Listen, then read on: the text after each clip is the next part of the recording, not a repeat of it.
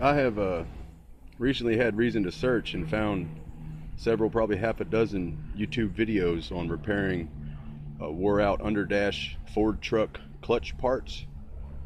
And a lot of the videos it shows concern this little deal here. It mounts on this shaft here and actuates your slave cylinder through the firewall to run the clutch.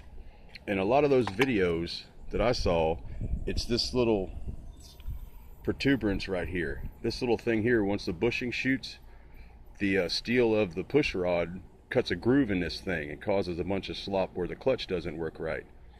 That was not my issue on mine. You can see my little shaft there is still in pretty good shape. The plastic bushing was on it is also in pretty good shape. I was surprised.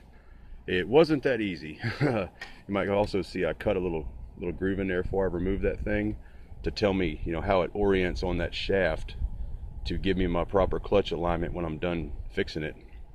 But let me see if I can get it here. It's kind of in shadow. Maybe I can turn it around some, get it more in the sunlight. You can see there my shoulder where that thing is supposed to ride is completely shot. I've started repairing it, put a new bushing, a little plastic shim in there, the gray there that helps it to ride in what's left of that oval shape it's supposed to ride in. Right here, this gray stuff. And then there's this little metal lock ring that rides against the nut to keep it from getting chewed up by the nut here. But what's happening on mine is when you depress the clutch, this place here is traveling backwards into this void. And it's dissipating my clutch pedal energy where I'm not actually disengaging the clutch and breaking the motor from the transmission. What I discovered, I'd originally bought a couple of deep well sockets and tried to cut them off and stick them in there to make a steel shoulder for that shaft to ride on. But without taking it apart, what I was expecting to find in there was this diameter in the center of this nut, both of which would fit in an 18 millimeter or a 3/4 deep well socket.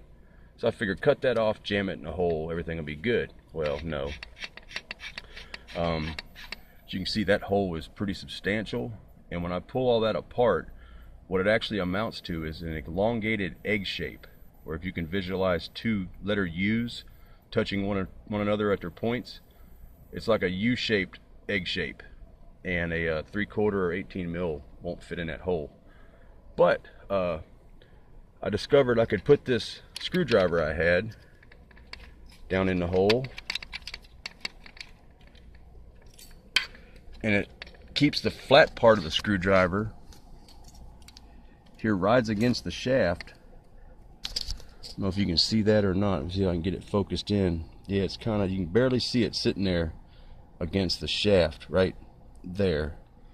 And that actually holds it oriented in there where it can't twist.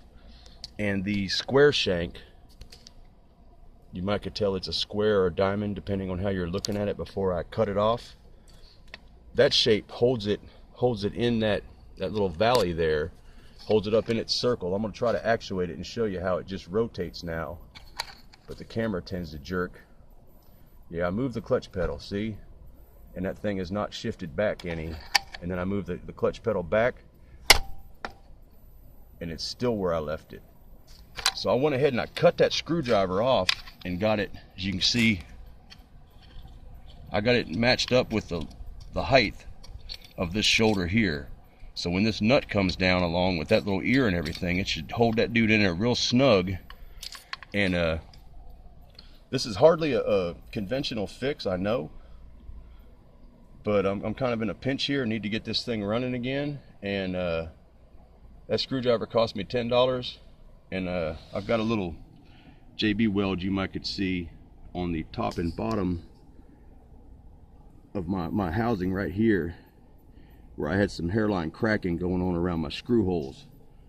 I'm gonna go ahead and let that set up till tomorrow. Got some back here too, you can see where I've covered them cracks. Let that sit up till tomorrow, and then go ahead and put this wedge, this little shim I made, back in here for permanent. Maybe tap it down in there and put all this back together. You know, my little arm to work my slave cylinder, and this nut to hold it all in place. And I'm not sure how long it'll last, but I got a sneaking suspicion I may sell this truck with this still in there. You know, it could last maybe, I don't know, 30, 50,000 miles. Anyway, if this helps you, I'm glad I could help. This is, you know, like I say, not ideal, but you do what you got to do sometimes, right?